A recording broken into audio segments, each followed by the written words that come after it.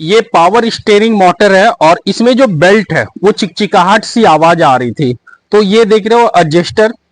अगर आपको belt replace करना हो या फिर टाइट करना है तो यहाँ पे देख रहे हो एडजस्टिंग। इसमें क्या है, पीछे वाले जो नट है उसे पीछे करना है और आगे से आप टाइट करोगे ना।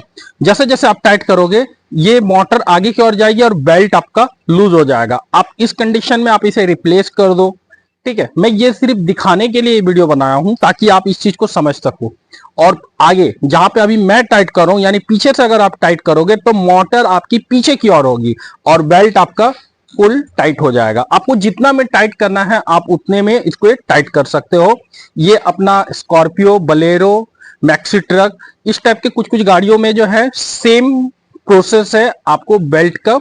और ये बेल्ट लूज होने से बहुत चिकचिकाहट सी आवाज आती है। आप अपने से भी इसे कर सकते हो।